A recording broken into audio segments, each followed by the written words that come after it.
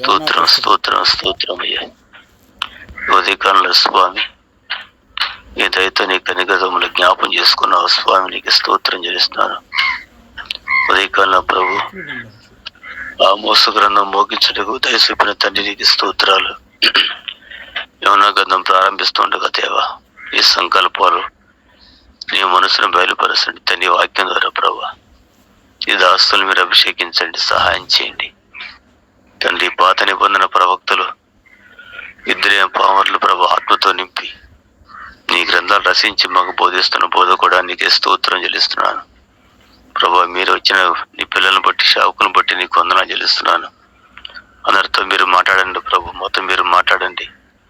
మా హృదయాలు ప్రభు నీ వాక్యంతో బలపరచండి, స్వస్థపరచండి, ఆదరించండి తండ్రి. వాక్యంతో మీరు నడిపించాలి. 10 ఆటంకం తొలగించి సేవకులను అభిషేకించి మండించమని యేసు ప్రభు అడుగుతున్నాము తండ్రి.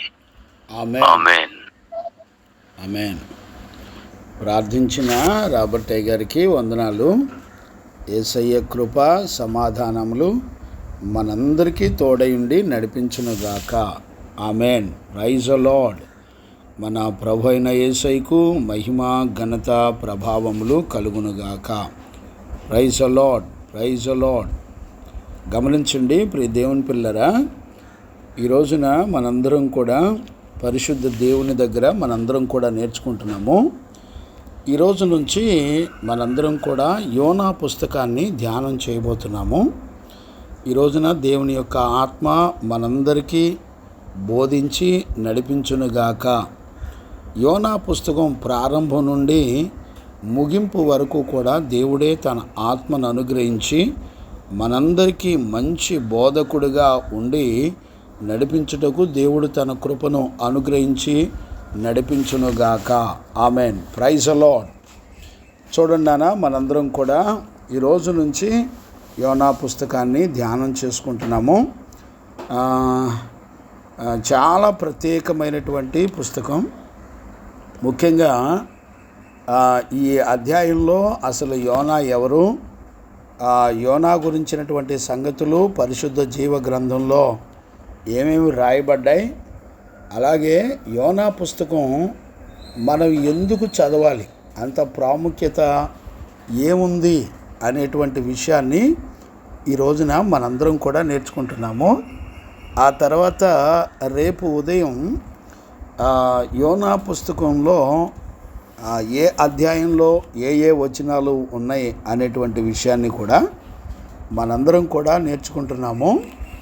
ఈ రోజున అసలు యోనా పుస్తకం ఎందుకు చదవాలి, ఇందులో యోనా పుస్తకంలో ఇంపార్టెంట్ విషయాలు ఏమేమి ఉన్నాయి, వాటి గురించినటువంటి సంగతులన్నీ మనం నేర్చుకోవలసినటువంటి అవసరత ఏముంది, ఏం నేర్చుకోవాలి అనే విషయాలన్నీ కూడా యోనా గ్రంథంలోంచి మనందరం కూడా పరిశుద్ధుడైన దేవుని చేత మనందరం కూడా నేర్చుకుందాముగాక. ఇంచుమించుగా 8 పాయింట్లు, అంటే యోనా పుస్తకంలో అతి ప్రాముఖ్యమైనవి 8 పాయింట్లు ఉన్నాయి. ఈ 8 పాయింట్లు కూడా మనం ఏ విషయాలు ఉన్నాయి, ఏ అధ్యాయంలో ఏ విషయాలు ఉన్నాయి అవన్నీ కూడా మనం నేర్చుకుంటున్నాము. ఇంతకీ ఈ యోనా గ్రంథంలో ఈ యోనా పుస్తకం రాసినటువంటి యోనా ఎవరు, అసలు అతని గురించి మనకి ఏ విషయాలు చెప్పబడుతున్నాయి అనేటువంటి సంగతి ఫస్ట్ ఆ విషయాలు తెలుసుకుందాం. యోనా అనే మాటకి అర్థం ఏంటంటే, యోనా అంటే పావురము అని అర్థం. అంటే కళంకం లేనివాడు, మచ్చ లేనివాడు. అర్థమవుతుందండి? అంటే చక్కటి పావురానికి గుర్తు గువ్వ, లేకపోతే శాంతి దూత, లేకపోతే అమాయకుడు, ఇట్లాగా మనం పోల్చుకోవచ్చు. యోనా అంటే, మరలా చెప్తున్నాను దయచేసి జాగ్రత్తగా అర్థం చేసుకోండి, యోనా అంటే పావురము లేక గువ్వ లేక శాంతి దూత. గమనించారా? యోనా యొక్క తండ్రిని గురించి పరిశుద్ధ లేఖనాల్లో రాయబడ్డాయి. యోనా పుస్తకంలో మొదటి వచనంలో, మొదటి అధ్యాయం మొదటి వచనంలో యోనాను గురించి చెప్పబడింది. యోనా యెహోవా వాక్కు అమిత్తాయి కుమారుడైన యోనాకు ప్రత్యక్షమై ఇలాగూ సెలవిచ్చెను. చూడండి, ఇక్కడ యోనా యొక్క తండ్రిని గురించి రాయబడింది. యోనా ఎవరు అని కూడా రాయబడింది. యోనా ఎవరంటే, యోనా ఒక ప్రవక్త అని పరిశుద్ధ గ్రంథం చెప్పబడుతుంది. అందుకనే యోనా తండ్రి పేరు అమిత్తాయి అని రాయబడింది. అమిత్తాయి అనంటే సత్యవంతుడు, న్యాయవంతుడు, నమ్మకమైన వాడు అని కూడా అర్థాలు వస్తాయి. కాబట్టి యోనా బ్యాక్గ్రౌండ్లో ఎంతో చక్కటి అనుభవాన్ని మనందరం కూడా చూడవచ్చు. ఈ యోనా గురించినటువంటి సంగతులు మొత్తం 4 గ్రంథాల్లో, ఈ బైబిల్ మొత్తం మీద 4 ప్రదేశాలలో రాయబడ్డాయి. గమనించారా? ఈ 4 ప్రదేశాల్లో అంటే 4 పుస్తకాల్లో రాయబడ్డాయి. ఒకటి 2వ రాజుల పుస్తకం, 2వది యోనా పుస్తకం, 3వది మత్తయి సువార్త, 4వది లూకా సువార్త. గమనించారా? లూకా సువార్త. మొత్తం 4 పుస్తకాల్లో యోనాను గురించినటువంటి సంగతులు రాయబడ్డాయి. గమనించారా? ఇంకా వేరే పుస్తకాల్లో ఎక్కడా కూడా యోనాను గురించి రాయబడలేదు. దేవునికి మహిమ కలుగునుగాక. గమనించారా నాన్న? ఈ యోనా ఎవరు అంటే ఒక ప్రవక్త, లేకపోతే ఇతను ఈ ఎవరు అంటే ఇతడు హెబ్రీయుడు అని కూడా బైబిల్ చెప్పబడింది. యోనా ఒక ప్రవక్త, లేదంటే ఇతడు హెబ్రీయుడు అని కూడా మనం చెప్పొచ్చు. చూడండి నాన్న, ఇక్కడ 3వ వచనాన్ని కూడా మనం చదువుకోవచ్చు. 3వ వచనంలో ఏమనుందంటే, నేను చదువుతున్నాను చూడండి. అయితే యెహోవా సన్నిధిలో నుండి తర్షీషు పట్టణమునకు పారిపోవాలనని యోనా యొప్పేపునకు పోయి తర్షీషునకు పోవు ఆ ఒక ఓడను చూచి ప్రయాణమునకు కేవు ఇచ్చి యెహోవా సన్నిధిలో నిలబడక ఆ ఓడ వారితో కూడా తర్షీషునకు ఎక్కిపోయెను. ఓడ ఎక్కెను. గమనించారా? అంటే ఇతడు జీవము గల దేవుని సన్నిధిలో నుండి వెళుతున్నాడు. ఇక్కడ అంటే యోనాకి దేవునికి చాలా ప్రత్యేకమైనటువంటి రిలేషన్ కలిగినటువంటి వాడు అనేటువంటి సంగతి మనందరం కూడా గుర్తుపట్టాలి. యోనా చాలా ప్రత్యేకించబడినటువంటి వాడు. యోనా దేవుని గురించినటువంటి సంగతులు అన్నీ కూడా చాలా ప్రత్యేకంగా ఎరిగినటువంటి వ్యక్తి. గమనిస్తున్నారా నాన్న? ఇతను చిన్నోడు కాదు. అతని మాటల్లోనే మనం యోనా ఎలాంటి వాడో, యోనాకి దేవునికి ఎలాంటి సంబంధాలు ఉన్నాయో ఇవన్నీ కూడా ప్రత్యేకంగా చెప్పబడ్డాయి. దేవునికి మహిమ కలుగునుగాక. Praise the Lord. అందుకని యోనాను గురించి నేను చెప్పాను కదా, ఒకటి 2వ రాజుల పుస్తకంలో రాయబడ్డాయి, అలాగే యోనా పుస్తకంలో రాయబడ్డాయి, 3వది మత్తయి సువార్తలో రాయబడింది, 4వది లూకా సువార్తలో రాయబడింది.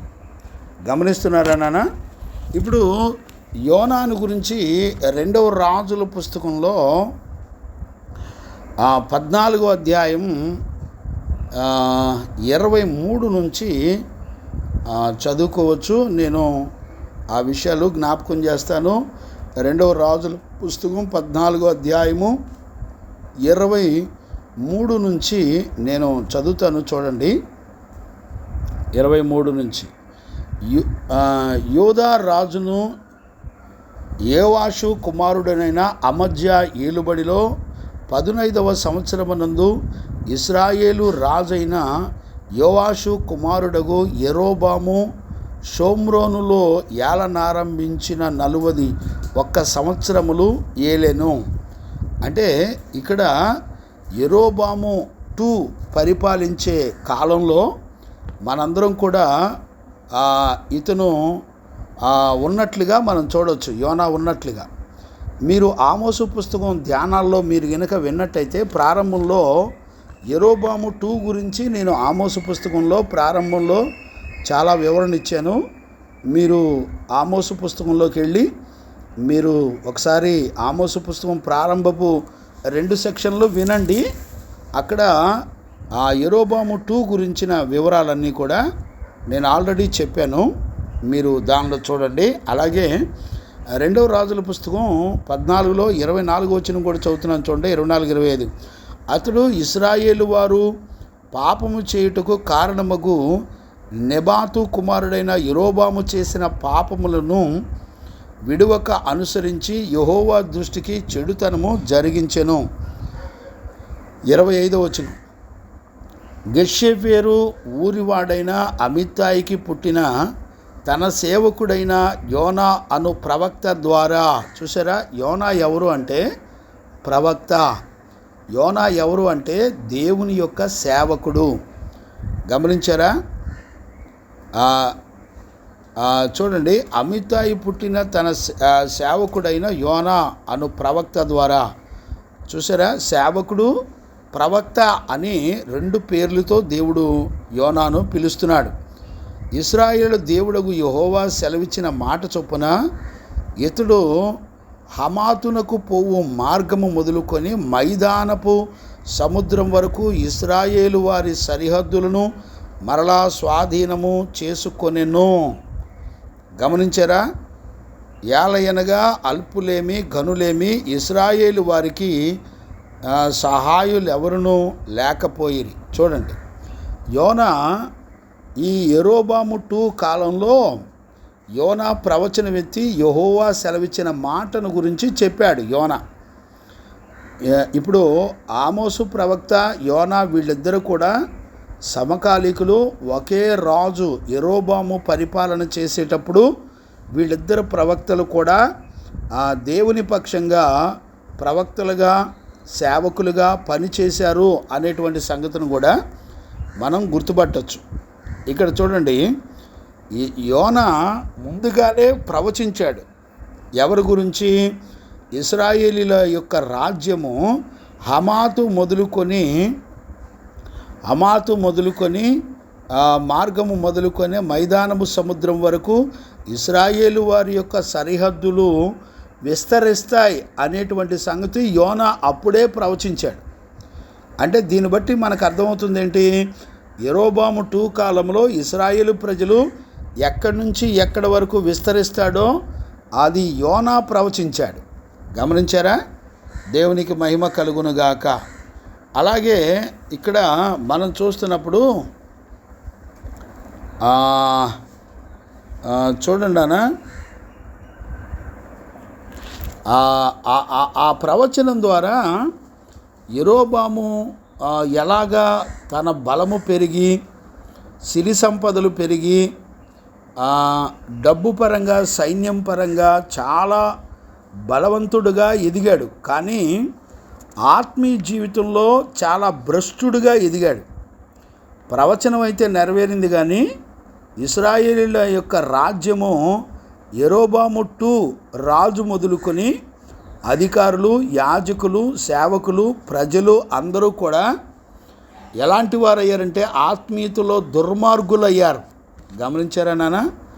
ఆత్మీయతలో భయానకరమైనటువంటి దుర్మార్గులయ్యారు, అన్యాయం చేసేవాళ్ళు అయ్యారు, మోసగించేవాళ్ళు అయ్యారు, పేదలను నాశనం చేసేవారిగా తయారయ్యారు. ఈ విషయాలన్నీ కూడా ఆమోసు పుస్తకంలో మనందరం కూడా ధ్యానం చేసాం.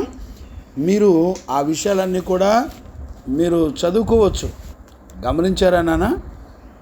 ఇప్పుడు ఈ యోనా పుట్టినటువంటి ప్రదేశం ఏ ప్రదేశం అంటే యెహోషువ పుస్తకంలో 19వ అధ్యాయం 13వ వచనంలో రాయబడి ఉంటుంది. జబులూను ప్రాంతంలో గలిలయ నుండి వచ్చినటువంటి ప్రవక్త. చూడండి, యోనా కూడా గలిలయ నుంచి వచ్చినటువంటి ప్రవక్త అని పరిశుద్ధ లేఖనం చెప్తుంది. గమనించారా నాన్న? అలాగే ఇప్పుడు గలిలయ నుంచి ఏ మంచి ప్రవక్త రాడు అని ప్రవచనాలు ఉన్నాయి. కానీ గలిలయ ప్రాంతం నుంచి దగ్గరలో నుండి వచ్చినటువంటి ప్రవక్త ఎవరైనా ఉన్నారంటే యోనా ప్రవక్త వచ్చాడు అని యెహోషువ పుస్తకం 19:13 ఉంటుంది. మీరు చదువుకోండి, మీకు అన్నీ కూడా అర్థమవుతాయి. దేవునికి మహిమ కలుగునుగాక. అలాగే యోనా గురించి మత్తయి సువార్తలో కూడా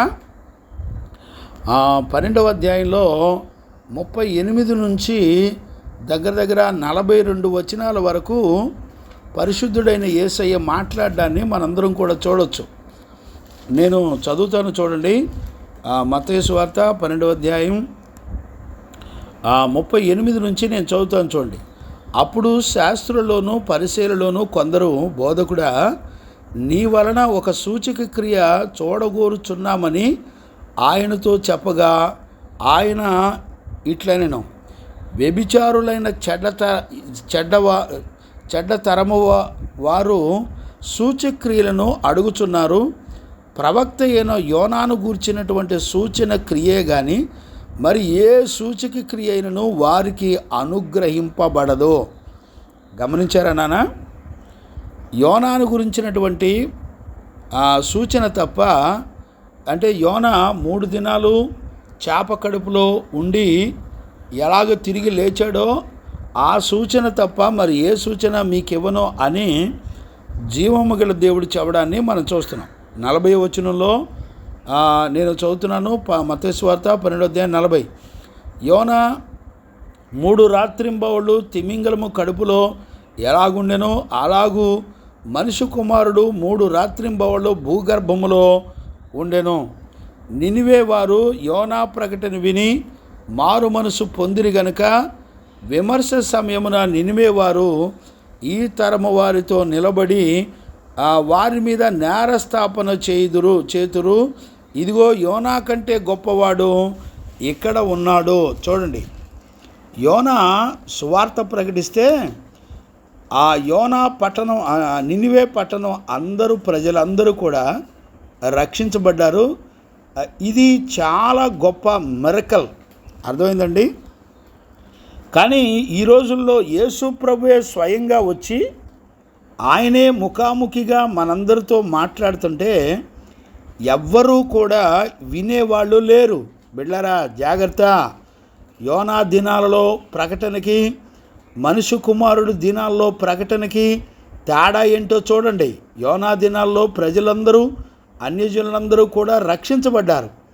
వాళ్ళందరూ కూడా యోనా ప్రవచనాన్ని, యోనా ప్రవక్త యొక్క మాట విని రక్షించబడ్డారు. కానీ యోనా కంటే గొప్పవాడైన నా ప్రభు అయిన యేసుక్రీస్తు ఈ రోజుల్లో 2024 సంవత్సరాల క్రితం ఆయన డైరెక్ట్గా ప్రజలందరికీ సువార్త ప్రకటించినప్పుడు ఎవ్వరూ కూడా వినేవారు లేరు. దయచేసి దేవుని యొక్క వాక్యాన్ని వింటున్న దేవుని పిల్లరా, దయచేసి ఉదయకాలంలో గమనించాలని దైవజనుడిగా నేను ప్రేమతో మీకు మనవి చేస్తున్నాను. దయచేసి అర్థం చేసుకోండి. అందుకనే దేవుని వాక్యం వినకపోతే విశ్వాసం రాదు. విశ్వాసం లేకపోతే లోకాన్ని, పాపాన్ని జయించలేం, శరీర కార్యాలని జయించలేం. అందుకనే దేవుడు అంటున్నాడు, ఇదిగో యోనా కంటే గొప్పవాడినైన నేను ఇక్కడ ఉన్నప్పటికీ కూడా ఎవ్వరూ కూడా మరి విని మారు మనసు పొందేవాళ్ళు లేరు అని చెప్తున్నాడు. 42వ వచనం, విమర్శ సమయమున దక్షిణ దేశపు రాణి ఈ తరము వారితో నిలబడి వారి మీద నేరస్థాపన చేయును. ఈమె సొలొమోను జ్ఞానము వినుటకు భూదిగంతముల నుండి వచ్చెను. ఇదిగో సొలొమోను కంటే గొప్పవాడు ఇక్కడున్నాడు. గమనించారా? నా ప్రభు సొలొమోను కంటే గొప్పవాడు. నా ప్రభు అయిన యేసయ్య చూడండి యోనా కంటే గొప్పవాడు. వాళ్ళు చేసిన అద్భుతాల కంటే ఎన్నో అద్భుతాలు నా ప్రభు చేశాడు. గమనించారా? వాక్యాన్ని వింటున్న దేవుని పిల్లరా గుర్తుపట్టండి. గమనించారా? ఇదే విషయాన్ని ఎగ్జాక్ట్లీ మనము మత్తయి సువార్తలో ఆ 16:4 కూడా మనం చదవచ్చు. నేను ఆ మాట చదువుతున్నాను, చూడండి నాన్న. 4 వ్యభిచారులైన చెడ్డ తరము వారు సూచక్రియలను అడుగుతున్నారు. అయితే యోనాను గురించిన సూచక్రియే గాని మరి ఏ సూచక్రియ అయినను వారికి అనుగ్రహింపబడదని వారితో చెప్పి వారిని విడిచి వెళ్ళిపోయెను. వారితో చెప్పి వారిని విడిచి వెళ్ళిపోయెను. గమనించారా? అలాగే లూకాసు వార్త 11:29 నుంచి 32 వరకు ఆల్రెడీ ఇదే విషయాలు చెప్పబడ్డాయి. ఇప్పుడు నేను ఆల్రెడీ 4 పుస్తకాల్లో ఉన్నటువంటి విషయాన్ని నేను చదివి వినిపించాను. 1 రాజులు పుస్తకంలో ఉన్న యోనాను గురించిన సంగతి వివరించాను. యోనా పుస్తకం 1 అధ్యాయం 1 వచనం గురించిన సంగతులు వివరించాను. రెండవది మత్తయి సువార్తలో ఉన్నటువంటి విషయాలు, యోనాను గురించిన సంగతులు యేసు ప్రభువే స్వయంగా మాట్లాడడాన్ని గురించి వివరించాను. 4వది లూకాసు వార్తలో నేను చదవకపోయినప్పటికీ మీకు రెఫరెన్స్ చెప్పాను. 11వ అధ్యాయము 29 నుంచి 32 వరకు సేమ్ మత్తయి సువార్తలో ఏ విషయాలైతే ప్రకటించబడ్డాయో ఆ విషయాల గురించి చక్కగా రాయబడ్డాయి. గమనించారా? ఈరోజు మనం నేర్చుకున్నది ఏంటంటే అసలు యోనా ఎవరు? యోనా ప్రవక్త, సేవకుడు. యోనా బెత్లెహేము యొక్క ప్రాంతంలో నుంచి, జెబులూను ప్రాంతంలో నుండి, గలిలయ ప్రాంతంలో నుండి వచ్చినటువంటి ప్రవక్త అని హిస్టారికల్ విషయాలను బట్టి మనం చెప్పవచ్చు. గమనించారా? అలాగే యోనా దేవునికి చేతిలో సేవకుడుగాను ప్రవక్తగాను ఆయన ఎన్నిక చేయబడి దేవుని చేతిలో యెరోబాము 2 కాలంలో మరి ప్రవక్తగా ఉండి దేవునికి సేవ చేసిన వ్యక్తిగా యోనా ఉన్నాడు. అంతేకాకుండా యోనా యెరోబాము 2 గురించి ప్రవచించినప్పుడు యెరోబాము యోనా ప్రవచించిన ప్రకారముగా మరి యెరోబాము ఇశ్రాయేలు యొక్క రాజుగా మరి పనిచేస్తూ మరి క్రూరంగా, అంటే శారీర సంబంధంగా రాజ్యము, బలము, అధికారము, దేశము యొక్క ఇశ్రాయేలు రాజ్యం యొక్క విస్తరణ విపరీతంగా పెరిగింది. కానీ వాళ్ళంతా కూడా ఆత్మీయ దౌర్భాగ్యులుగా మరి ప్రవక్తలే కానీ, రాజులే కానీ, ప్రజలే కానీ భయానకంగా ఉన్నారు. మీరు యోనా పుస్తకంలో ఈ విషయాలన్నీ చెప్పబడ్డాయి. మీరు ఆల్రెడీ దగ్గర ఒక 30 గంటల పైన చెప్పబడినట్లుగా ఉంది. మీరు వినండి, యూట్యూబ్లో ఉంది. ఫెయితోం గొల్లపూడి అని కొడితే మీకు యూట్యూబ్ లింక్ కూడా వస్తుంది. దయచేసి మీరు ఈ గ్రంథం అంతా కూడా, ఆమోసు పుస్తకం అంతా కూడా కంప్లీట్ చేయబడింది. ఈరోజు నుంచి యోనా పుస్తకాన్ని మనం ధ్యానం చేస్తున్నాం. ఇది యోనా ప్రవక్తను గురించినటువంటి సంగతి. ఇప్పుడు యోనా పుస్తకం మనం ఎందుకు చదవాలి? అసలు ఇందులో ఎలాంటి విషయాలు, ఇంపార్టెంట్ విషయాలు రాయబడ్డాయి అనేటువంటి సంగతులు ఇప్పుడు మనం నేర్చుకుందాం. చూడండి, యోనా పుస్తకంలో అతి ప్రాముఖ్యమైన 8 లక్షణాలు ఉన్నాయండి. ఈ 8 లక్షణాలు దేవుని గురించినటువంటి సంగతులు ఉన్నవి. అవి మనం కనుక బైబిల్లో లేఖనాలను బట్టి మనందరం కూడా చూసి నేర్చుకోవచ్చు. దేవునికి మహిమ కలుగునుగాక. చూడండి అన్న, ఆ విషయాలు నేను చదువుతాను. నేను ఒక్కొక్కటి చెప్పడం ప్రారంభిస్తాను. దయచేసి మీరు జ్ఞానంగా అర్థం చేసుకోండి. చూడండి అన్న, యోనా పుస్తకంలో అతి ప్రాముఖ్యమైనటువంటి విషయం, మనకి నేర్చుకోవలసినటువంటి విషయం ఏంటంటే, యోనా పుస్తకంలో దేవాది దేవుడు ఎవరో, ఆయన శక్తి సామర్థ్యాలు ఏంటో మనం తెలుసుకోవచ్చు. మరలా చెప్తున్నాను, యోనా పుస్తకం చదవటం వల్ల మనకు అర్థమయ్యేది ఏంటంటే, మన దేవుడు ఎవరు, ఆయన ఎలాంటి బల శౌర్యము గలవాడు,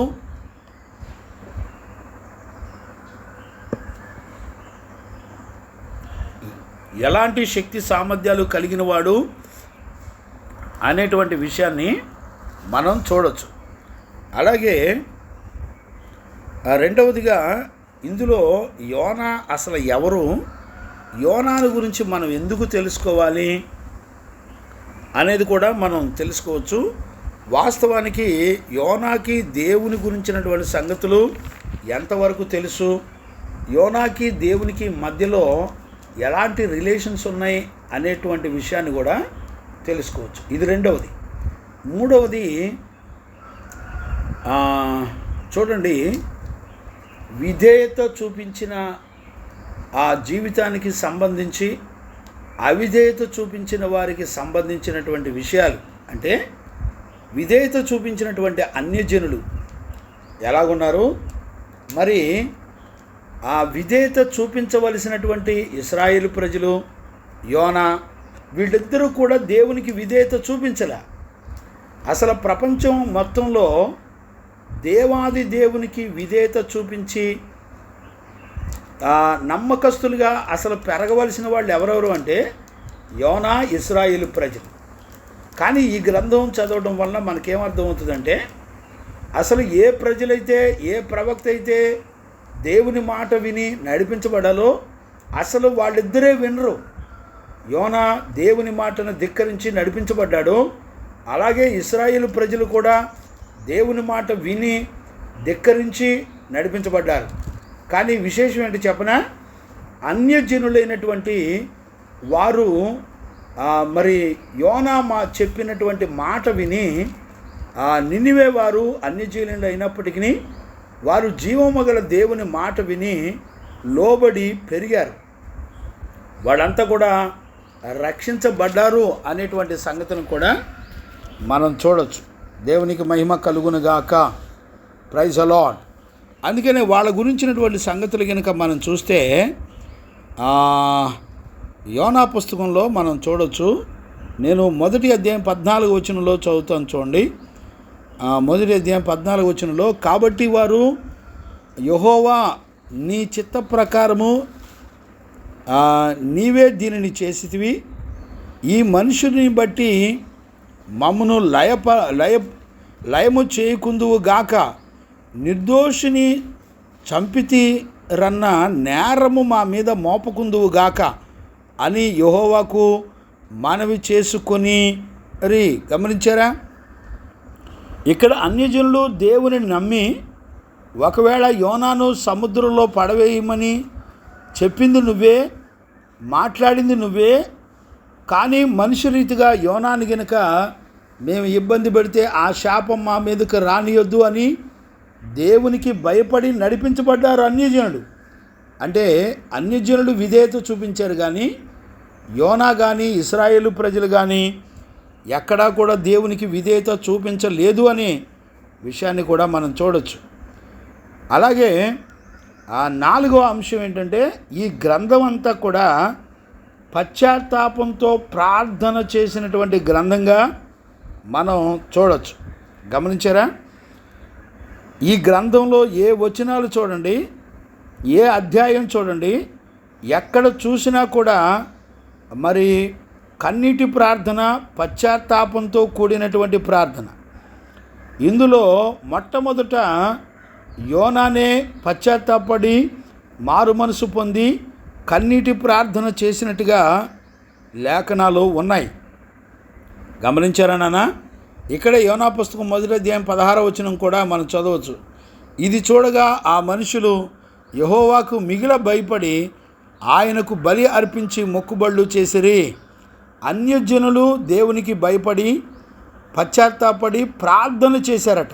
అన్యజనులు ప్రార్థన చేశారు. చూడండి, ఈ అధ్యాయం మొత్తం యోనా ప్రార్థన, అన్యజనుల ప్రార్థన, నినివే పట్టణం యొక్క ప్రజల పశ్చాత్తాపంతో కూడిన ప్రార్థన, ఆ దేశం యొక్క నినివే పట్టణం యొక్క రాజులు పశ్చాత్తాపంతో కూడినటువంటి ప్రార్థన చేశారు. ఆ గొడ్డు గోద కూడా దేవుని పక్షంగా విజ్ఞాపన చేస్తూ మొరపెట్టినాయి. గమనించారా? అంటే ఈ గ్రంథం అంతా కూడా ఇంపార్టెంట్ విషయాలు ఏమున్నాయంటే ఈ గ్రంథం అంతా కూడా పశ్చాత్తాపంతో కూడినటువంటి ప్రార్థనా జీవితాన్ని మనం చూడవచ్చు. అలాగే 5వది, ఈ గ్రంథంలో ఏ సంగతులు ఉన్నాయంటే దేవుడు తన వాక్యాన్ని పంపి దేవుడు తన ప్రజల కొరకు వాక్యము ద్వారా, ప్రకటన ద్వారా ప్రజలను రక్షించుకున్నటువంటి దేవాది దేవుడు. గమనించారా? అంటే నినివే పట్టణస్థులు చాలా భయంకరులు, భయానకమైనటువంటి పరిస్థితుల్లో దేవునికి విరోధంగా వారి పాపం దేవుని యొద్దకు చేరినటువంటి పరిస్థితులు ఉన్నాయి. చూడండి, అందుకు దేవుడు ఆ నినివే పట్టణస్థులకు తీర్పు తీర్చడానికి యోనా ప్రవక్తను సిద్ధపరచుకున్నాడు. యోనా ప్రవక్తను దర్శించి యోనా ప్రవక్తకు తన మాట తెలియపరిచి, నినివే ప్రజల మీదకి దేవుని యొక్క ఉగ్రత దిగుతుంది కనుక మీరు పశ్చాత్తాపడి మారు మనసు పొందండి అని యోనా ప్రవక్తను సిద్ధపరచుకొని, యోనా ప్రవక్త ద్వారా దేవుడు తన వాక్కును పంపి మరి ఆ ప్రజలను కాపాడినట్లుగా మనం చూస్తున్నాం. 6వది, ఈ పుస్తకంలో అనేక అద్భుతాలు జరిగినాయి. ఈ భూమండలం మీద మన కళ్ళ ముందల దేవునికి అసాధ్యమైందంటూ ఏదీ లేదు అని ఒక గొప్ప అద్భుతాలు, అంటే ఈ బుక్లో అద్భుతాలను, అనేకమైన అద్భుతాలను చూడొచ్చు. ఆ అద్భుతాలు ఏంటో మనం లేఖనాలు తెలుసుకునేటప్పుడు తెలుసుకుందాం. అలాగే 7వదిగా, ఈ భూమండలం మీద యెహోవా మాత్రమే పాపులను క్షమించి రక్షించగలిగినటువంటి దేవాది దేవుడు. ఇది 7వ అంశం. 8వది, మనం సర్వజనులు, భూమండలం మీద ఉన్నటువంటి సర్వజనులకు, సర్వ ప్రపంచానికి ఆయనొక్కడే దేవుడు, అంటే ఆయనొక్కడే ప్రజలందరినీ కూడా రక్షించగలిగిన వాడు అని మొత్తం 8 అంశాలు మనం చూడవచ్చు. మరలా చెప్తున్నాను, జాగ్రత్తగా అర్థం చేసుకోండి. నేను 8 అంశాలు ఒక్కొక్కటి నేను వివరించుకుంటూ వెళ్తాను. చూడండి, 1, ఈ గ్రంథం యోనా పుస్తకం చదవడం వలన దేవుడు, మన దేవుడు ఎవరో, ఆయన ఎలాంటి వాడో, ఎలాంటి సూచక్రియలు చేయగలడో చెప్పబడింది. 2వది, యోనా ఎవరో ఈ గ్రంథంలో చెప్పబడింది. 3వది, ఆ అవిధేయత చూపించిన వారు అన్యజనులు, వాస్తవానికి అవిధేయులుగా ఉన్నది ఎవరు, విధేయత చూపించి దేవునికి భయపడింది ఎవరు అనేటువంటి విషయాలు ఇది 3వ అంశంగా మనం చూడవచ్చు. అలాగే 4వది, ఈ గ్రంథం అంతా కూడా పశ్చాత్తాపంతో ప్రార్థన చేసే గ్రంథంగా మనం చూడవచ్చు. 5వది, దేవుడు తన వాక్కును పంపి ఆ దుర్మార్గులైనటువంటి నినివే పట్టణస్థులను దేవుడు కాపాడడాన్ని మనం చూడవచ్చు. అలాగే 6వది, ఈ గ్రంథంలో అనేక అద్భుతాలు ఉన్నాయి. అద్భుతాలు చేసి దేవుడు తన ప్రజలను కాపాడుకున్నాడు. అలాగే ఈ గ్రంథం చదవటం వలన యెహోవాయే పాపుల రక్షకుడని, వారందరినీ కాపాడింది ఆయనే అని మొదట తన సేవకుడైన యోనాను కాపాడుకున్నాడు. తర్వాత అన్యజనులైన వారిని కాపాడుకున్నాడు. అలాగే 8వది, దేవుడు ప్రపంచంలో ఉన్న సకల ప్రజలకు దేవుడు ఆయన ప్రజలందరినీ కూడా కాపాడుకునే మంచి రక్షకుడు అనేటువంటి విషయాలు మొత్తం 8 అంశాలు దీనిలో ఉన్నాయి. ఈ 4 అధ్యాయాల్లో, యోనా పుస్తకం 4 అధ్యాయాల్లో 8 అంశాలు చక్కగా ఈ విషయాలన్నీ కూడా రాయబడ్డాయి. చూడండి అన్న, నేను ఒక్కొక్కటి నేను జ్ఞాపకం చేస్తాను. ఈ గ్రంథంలో దేవుడు ఎవరో చెప్పబడింది. ఎక్కడెక్కడ చెప్పబడింది అనంటే చూడండి, నేను యోనా పుస్తకం మొదటి అధ్యాయము 9వ వచనాన్ని నేను చదువుతున్నాను. చూడండి, అతడు వారితో ఇట్లనెను, నేను హెబ్రీయుడను, సముద్రమునకును భూమికిని సృష్టికర్త అయి ఆకాశమందుండు దేవుడయున్న యెహోవాయందు నేను భయభక్తులు కలిగిన వాడనై ఉన్నాను. చూడండి, ఈ మాట చాలా గంభీరమైనటువంటి మాట. యోనాకి దేవుని యొక్క శక్తి తెలుసు, యోనాకి దేవుని యొక్క సామర్థ్యం తెలుసు. ఆయన గుణాతిశయములు కూడా తెలుసండి. ఆయన ఎవరో ఏంటో కూడా ప్రవక్తకి చాలా క్లారిటీగా తెలుసు. ఇప్పుడు చెప్తున్నాడు చూడండి, మనం నమ్మిన దేవుడు ఎవరు అంటే భూమిని సృష్టించినవాడు, సృష్టికర్త, ఆకాశ మండలములను సృష్టించిన వాడైన సృష్టికర్త. గుర్తుపట్టారా? ఎవరో తెలుసా? నీ దేవుడైన యెహోవా ఎవరో తెలిసిన? భూమి ఆకాశములను సర్వ ప్రపంచములను ఒక్క మాట చేత సృష్టించినటువంటి దేవాది దేవుడు. దయచేసి ఈ మాటని జ్ఞానంగా అర్థం చేసుకోండి.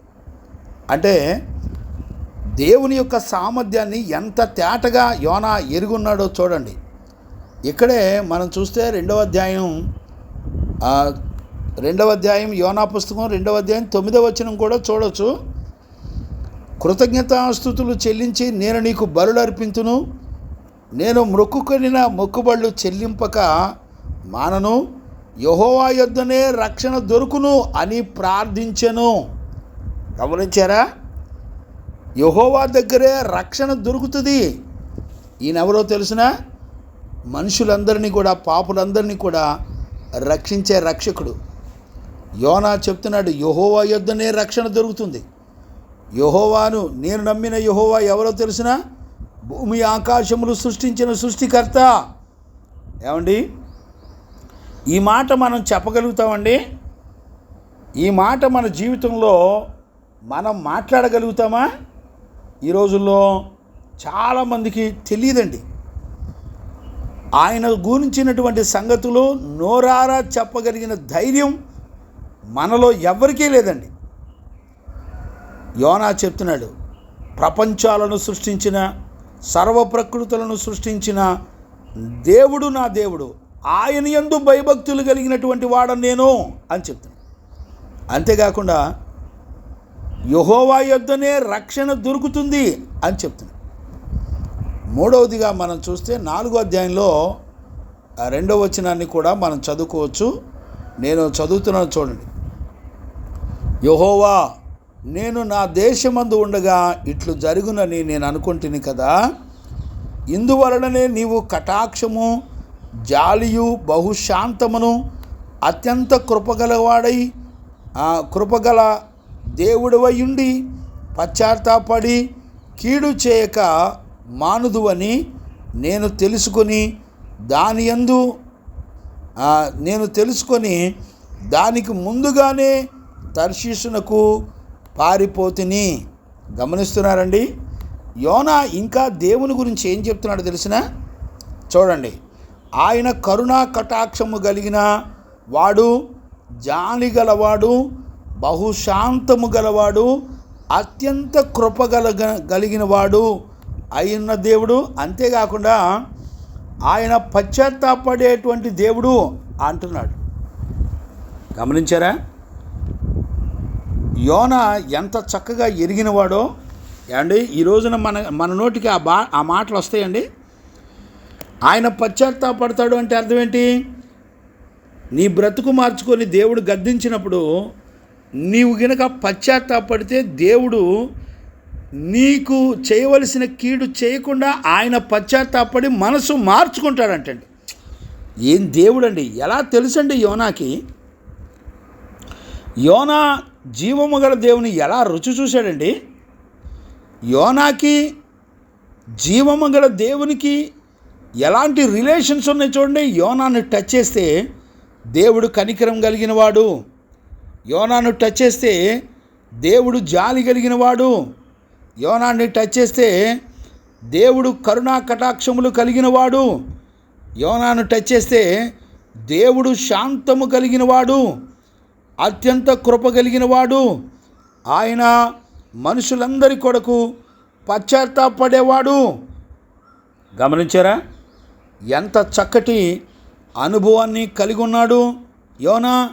బిడ్డలారా, నేను దైవజనుడిగా నేను మిమ్మల్ని అందరినీ కూడా అడుగుతున్నా, ఏమడగాలి?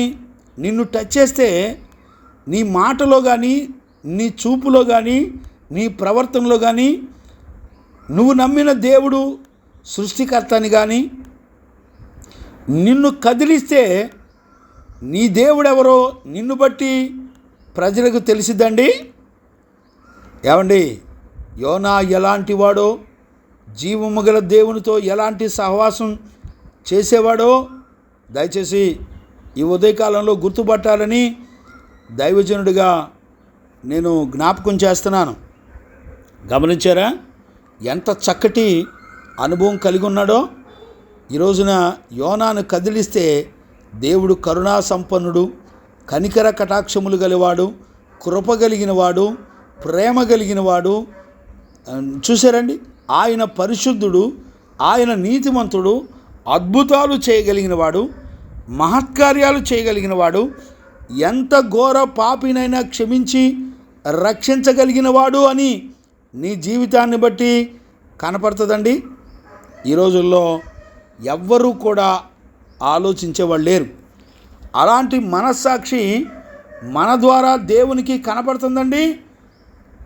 ఏమి లేదండి, తినటానికి, సుఖభోగాలు అనుభవించడానికి, బ్రతకడానికి తప్ప నిన్నైనా, నీ భార్యనైనా, నీ పిల్లలైనా కదిలిస్తే యోనా ఎలా మాదిరిగా దేవుని పక్షంగా ఎలా మాదిరిగా ఉన్నాడో అలాంటి మాదిరిగల జీవితం మనలో కానీ మన కుటుంబంలో కానీ కనపడుతుందండి. దేవుని వాక్యాన్ని వింటున్న దేవుని పిల్లరా దయచేసి గుర్తుపట్టాలి. గమనిస్తున్నారా నాన్న? అంటే నేను ఇప్పుడు ఏం చూపించాను, దగ్గర ఇక్కడే ఈ చివరి వచనంలో 4:2లోనే 5 సంపూర్ణమైన లక్షణాలు, దేవుని యొక్క లక్షణాలు చెప్పబడ్డాయి. గమనించారా? యోనా 2:9లో ఆయన రక్షకుడిగా ఉన్నాడని, యోనా 1:9లో మరి భూమి ఆకాశంలో సృష్టించిన దేవుడు అని దగ్గర 7 అంశాలు మరి యెహోవా ఎవరో ఈ గ్రంథంలో ఆయన ఎలాంటి వాడో చెప్పబడింది. దేవునికి మహిమ కలుగునుగాక. గమనించారా నాన్న? అలాగే యోనా ప్రవక్త జీవము గల దేవుని యొక్క మాట వినని ప్రవక్తగా ఉన్నాడు. ఇప్పుడు రెండవ అంశం ఏంటంటే యోనా ఎవరో మనం తెలుసుకోవచ్చు. చూడండి, నేను మొదటి అధ్యాయం 1వ వచనం చదువుతున్నాను చూడండి. యెహోవాకు అమిత్తాయి కుమారుడైన యోనాకు ప్రత్యక్షమై ఇలాగు సెలవిచ్చెను, నినివే పట్టణస్థుల దోషము నా దృష్టికి ఘోరమాయను గనుక నీవు లేచి నినివే మహాపట్టణమునకు పోయి దాని దుర్గతి కలుగునని ప్రకటించుము. అయితే యెహోవా సన్నిధిలో నుండి తార్షీషు పట్టణమునకు పారిపోవలనని యోనా యొప్పేకు పోయి తర్షీషునకు పోవు ఓడను చూచి ప్రయాణమునకు కేవు ఇచ్చి యెహోవా సన్నిధిలో నిలవక ఓడవారితో కూడా తర్షీషు పోవుటకు ఓడ ఎక్కెను. చూడండి, దేవుని మాట వినకుండా యోనా తన సొంత ఆలోచన చేత మరి నినివేకి వెళ్ళమంటే తార్షీషునకు పారిపోతున్నాడు. దేవుని సన్నిధిలో నిలబడకుండా పారిపోతున్నాడు. చూడండి, ఇక్కడ మనకు అర్థం కావలసినటువంటి విషయం ఏంటంటే యోనాను కదిలిస్తే దేవుని గురించిన సంగతులు ఇన్ని విషయాలు చెప్పుకుంటూ వచ్చాడు కదా, అయినా కూడా యోనా గర్వించిన వాడై దేవుని మాటను ధిక్కరించి పడిపోయే పరిస్థితులు ఉన్నాయి అనే సంగతి గుర్తుపెట్టుకోండి. చెవిగలవారు ఈ వాక్యాలను విందురుగాక. దయచేసి మరలా చెప్తున్నాను, జ్ఞానంగా అర్థం చేసుకోండి. యోనాను కదిలిస్తే దేవుని గురించినటువంటి సంగతులు, దేవుని గురించినటువంటి జ్ఞాన సంగతులు ఎన్నో యోనాకు తెలుసు. కానీ ఎన్ని తెలిసినా యోనా మూర్ఖుళ్లాగా తిరుగుబాటు చేస్తూ దేవుని మాట వినకుండా యోనా దేవుని సన్నిధిలోంచి వెళ్ళిపోతున్నాడు అనంటే ఈ మాటను బట్టి మనకు అర్థం కావలసినటువంటి విషయం ఏంటి? మనందరం యోనా వలె ఉన్నప్పటికీ మనలో కూడా ఏదో ఒక రోజున గర్వం వచ్చే అవకాశం ఉంది. మనం కూడా దేవుని మీద తిరుగుబాటు చేసే అవకాశం ఉంది. అందుకనే మనం బుద్ధి తెచ్చుకొని ఎంత జ్ఞానం పెరిగినా మనలను మనం తగ్గించుకునే జీవితం చెయ్యాలి అనే సంగతి మనం ఈ మాటలను బట్టి చూడవచ్చు. గమనిస్తున్నారా నాన్న? అందుకనే చూడండి 4వ వచనంలో 4వ అధ్యాయంలో 1వ వచనం కూడా మనం చూడవచ్చు. నేను చదువుతున్నాను. యోనా దీనిని చూచి బహు చింతాక్రాంతుడై కోపగించుకొని, యోనా ఎవరో చూడండి, దేవుని గురించి ఇంత జ్ఞానం తెలిసినా యోనాకి కోపం ఎక్కువ అండి. బహు చింతాక్రాంతుడండి. ఏమండి, ఎవరి మీద కోపం? దేవుని మీద కోపం.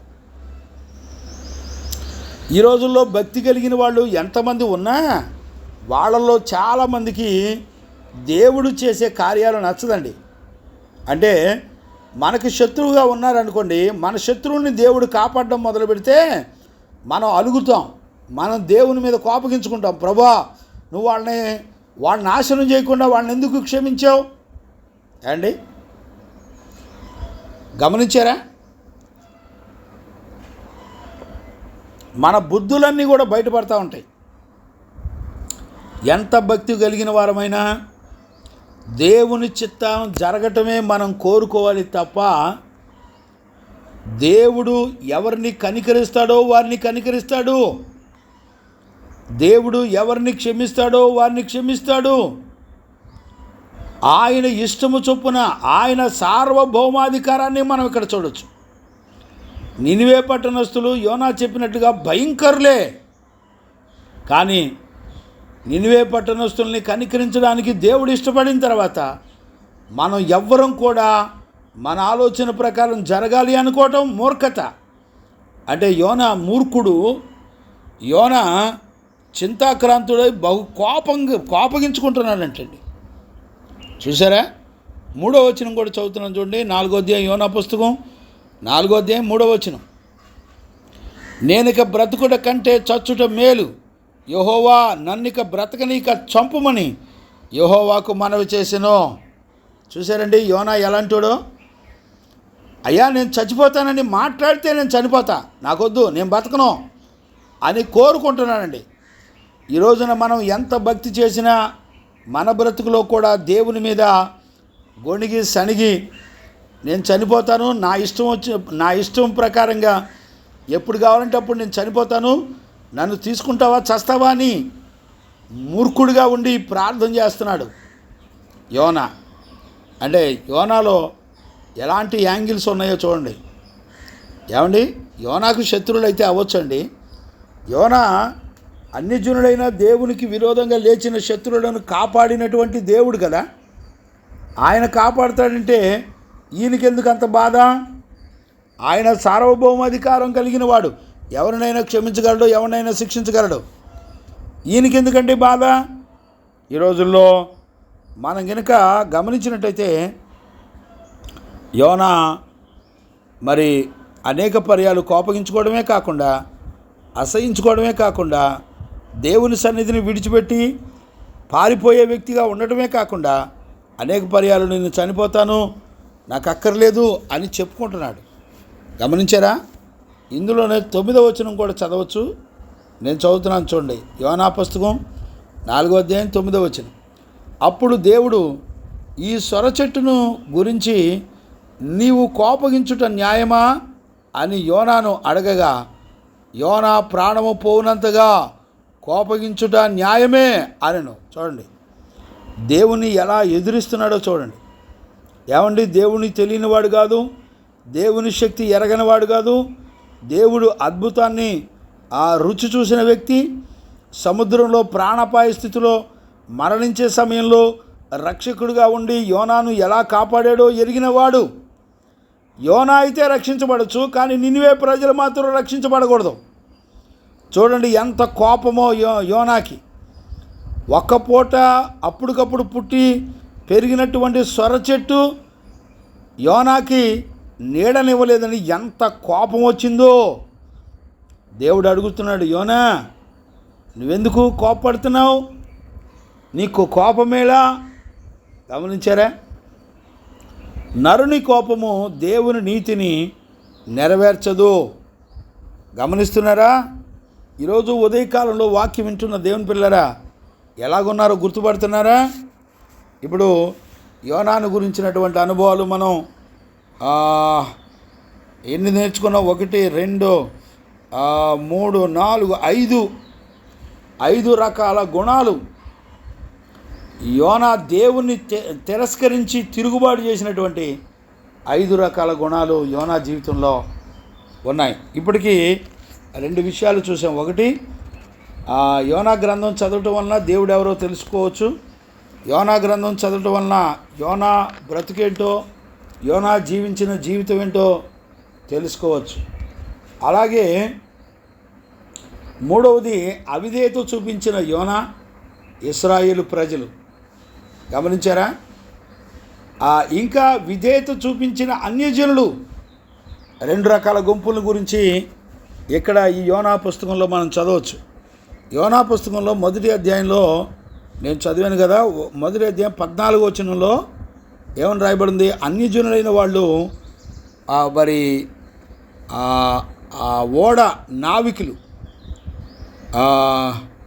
ఆ ఓడను నడిపినటువంటి అన్యజనులైనటువంటి ఓడ నావికులు జీవము గల దేవుని అంగీకరించారు. జీవము గల దేవుని విషయంలో వాళ్ళు భయపడ్డారు. గమనించారా? ఆ మాటలు మనం ఈ 1వ అధ్యాయంలో చూడవచ్చు. అంటే ఇంచుమించుగా 10వ వచనం నుండి చదివితే మనకు అర్థమవుతుంది. మీరు పర్సనల్గా చదువుకోండి, నేను అన్నీ చదవలేను. 14వ వచనం ఒక్కటి మాత్రం నేను చదువుతాను, చూడండి. కాబట్టి వారు, యెహోవా నీ చిత్త ప్రకారముగా నీవే దీనిని చేసితివి. ఎలాగూ అన్యజనులు తెలుసుకున్నారండి దేవుని యొక్క చిత్తాన్ని. యోనాని లేపి సముద్రంలో ఇసిరి పారవేయటం అనేది దేవుని యొక్క చిత్తము అని అన్యజనులు తెలుసుకున్నారు. అంటే అన్యజనులు దేవుని యొక్క సంగతులు తెలుసుకొని లోబడుతున్నారు. దయచేసి ఈ విషయాలు గుర్తుపట్టాలి అని ఒక తండ్రిగా, దైవజనుడిగా మీకు తెలియచేస్తున్నాను. గమనించారా? అలాగే మత్తయి సువార్తలో కూడా మనం చదువుకున్నాం కదా. మత్తయి సువార్తలో 12వ అధ్యాయంలో మనం 38వ వచనంలో మనం ఆల్రెడీ ఇందాక చదువుకున్నాం. నేను మరలా చదువుతున్నాను, చూడండి. 40వ వచనం నుంచి చదువుతాను. యోనా 3 రాత్రింబవళ్ళు తిమింగలం కడుపులో ఎలాగుండెనో అలాగే మనిషి కుమారుడు 3 రాత్రింబవళ్ళు భూగర్భములో ఉండును. నినివే వారు యోనా ప్రకటన విని మారు మనసు పొందిరి గనుక విమర్శ సమయమున నినివే వారు ఈ తరము వారితో నిలబడి వారి మీద నేరస్థాపన చేతురు. ఇదిగో యోనా కంటే గొప్పవాడైన నేను ఇక్కడ ఉన్నాను అని దేవుడు చెప్తున్నాడు. గమనించారా? రేపొద్దున విమర్శ దినమందున నినివే వారు తీర్పులు తీర్చడానికి వాళ్ళు కూడా ఇప్పుడున్న ప్రజల మీద తీర్పు తీర్చడానికి నిలబడతారట. చూసారా? నినివే వాళ్ళు చూపించిన విధేయత వారిని ఈ తరంలో మనందరినీ తీర్పు తీర్చేవారిగా, విమర్శ దినాన మన మీద నేరం మోపేవారిగా వాళ్ళు నిలబడుతున్నారు అనేటువంటి సంగతి మనం చూడొచ్చు. గమనించారా నాన్న? దేవునికి మహిమ కలుగునుగాక. Praise the Lord. అలాగే ఇక్కడ చూడండి నాన్న, 4వదిగా ఈ గ్రంథం అంతా కూడా పశ్చాత్తాపంతో ప్రార్థించినటువంటి గ్రంథం. ఈ 4 అధ్యాయాల్లో నువ్వు ఎక్కడ చూసినా ప్రార్థన ప్రార్థన ప్రార్థన. ఈ అధ్యాయాలన్నిటిలో కూడా ప్రార్థన అనే విషయాలే ఉన్నాయి. మనం గమనిస్తే 1వ అధ్యాయం 16వ వచనం కూడా మనం చూడొచ్చు. అన్ని జనులు ప్రార్థించడాన్ని మనం చూడొచ్చు. ఇదిగో ఇది చూడగా ఆ మనుషులు యెహోవాకు మిగిల భయపడి ఆయనకు బలులర్పించి మొక్కుబళ్ళు చేసిరి. అంటే ఆయనకు ప్రార్థన చేసిరి అని అర్థం. చూసారండి? 2వ అధ్యాయంలో కూడా మనం చూస్తే యోనా ప్రారంభంలో మత్స్యము కడుపులో నుండి యోనా యెహోవాకు ఇలాగూ ప్రార్థించెను. చూసారండి? యోనా మత్స్యము కడుపులో నుండి ప్రార్థించడం మొదలుపెట్టాడంట. ఏ అధ్యాయం అన్నా చూడండి, 3వ అధ్యాయంలో కూడా మనకి ఇదే విషయాలు ఉంటాయి. అంతటా యెహోవా వాక్కు రెండవ మారు యోనాకు ప్రత్యక్షమై ఇలాగూ సెలవిచ్చెను. గమనించారా? నీవు లేచి నినివే మహాపట్టణమునకు పోయి నేను నీకు తెలియజేసిన సమాచారం వాటికి ప్రకటన చేయి. కాబట్టి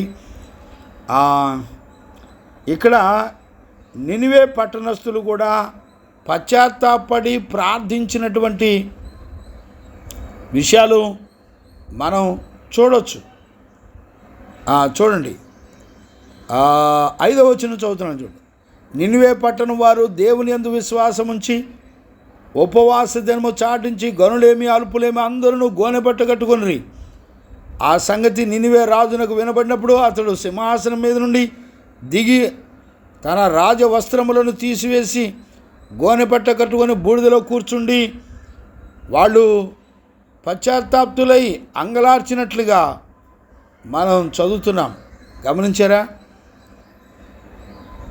ఒకవేళ 8వ వచనం, దేవుడు ఒకవేళ మనసు తిప్పుకొని పశ్చాత్తాపుడై లయము కాకుండా ఆయన కోపాగ్ని చల్లారుననుకొని ఆ మనుషులు ఏమీ పుచ్చుకొనకూడదు, పశువులు కానీ ఎద్దులు కానీ గొర్రెలు కానీ మేకలు కానీ నీళ్లు కూడా తాగకూడదని వాళ్ళందరూ కూడా పశ్చాత్తాపంతో ప్రార్థించినట్లుగా మనం చూస్తున్నాం. అలాగే 4వ అధ్యాయం 3వ వచనం కూడా మనం చదివితే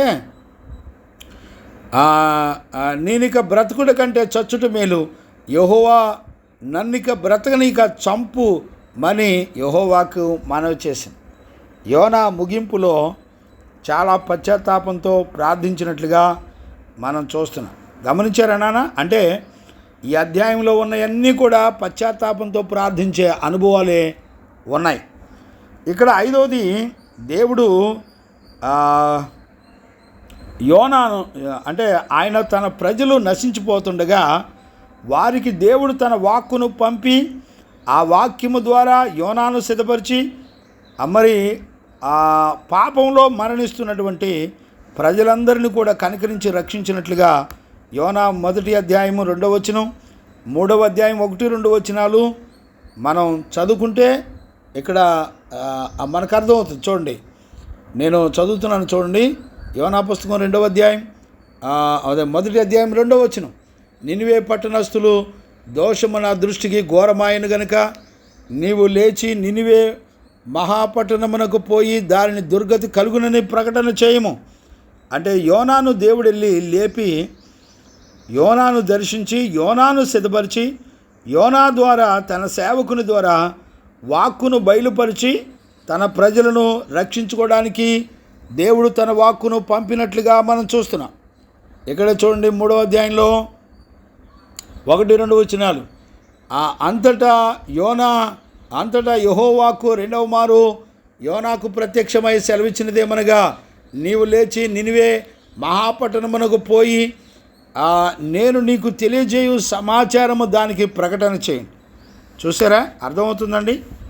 అందుకనే 5వ అంశంగా దేవుడు తన వాక్కును పంపి ప్రవక్తను సిద్ధపరిచి తన ప్రజలను కాపాడుకుంటున్నాడు.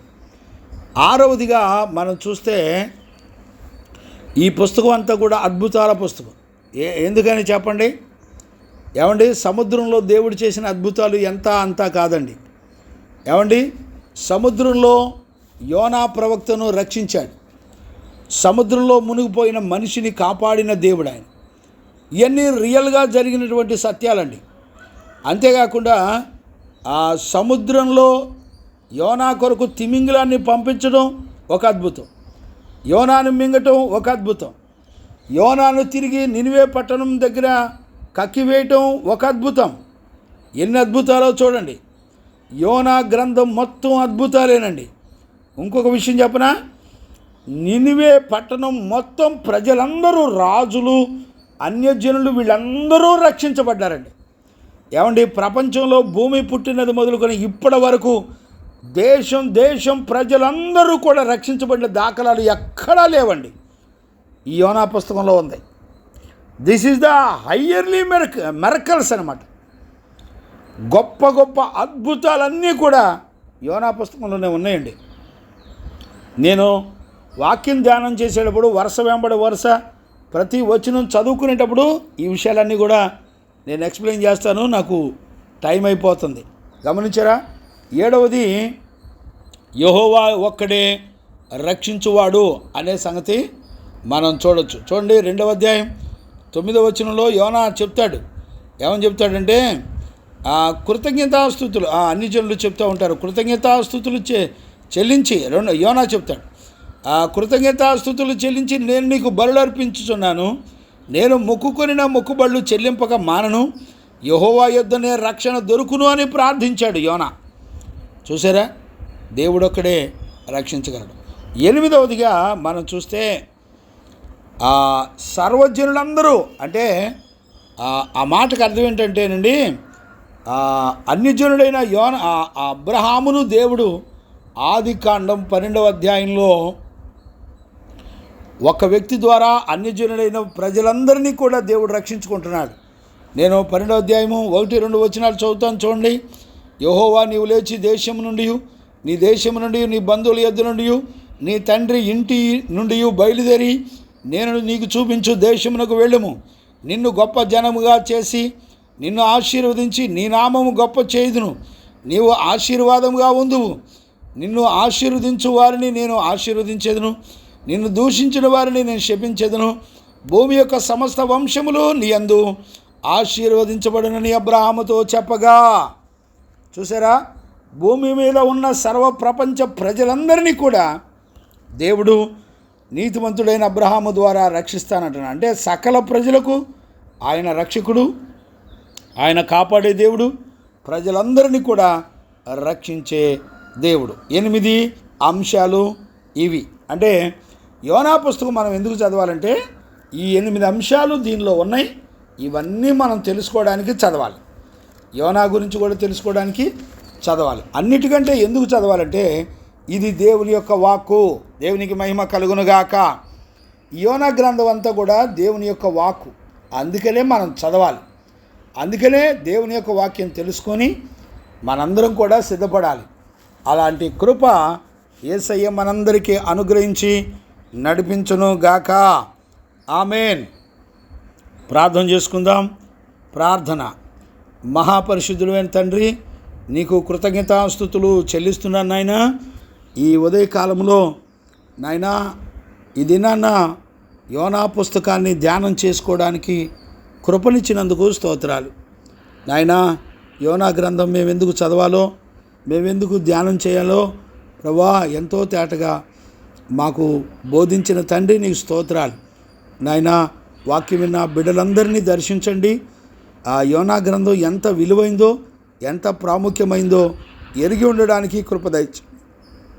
నీ దయను కనికరం తోడుగా ఉంచి నడిపించినందుకు స్తోత్రాలు చెల్లిస్తూ ఈ అధ్యాయం ప్రారంభించడానికి కృప చూపుతూ వచ్చినందుకు స్తోత్రాలు నాయనా.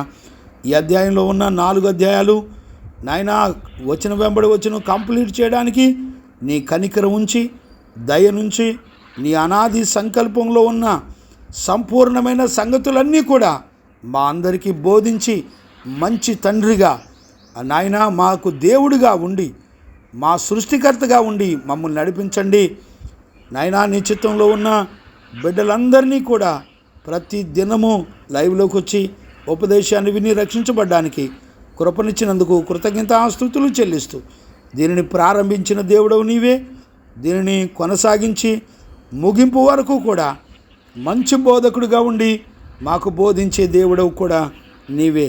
మా తండ్రి, మీరు బోధించి మమ్మల్ని సిద్ధపరిచినందుకు స్తోత్రాలు చెల్లిస్తూ యేసయ్య నిన్ను అడిగి పొందినాము తండ్రి. ఆమేన్.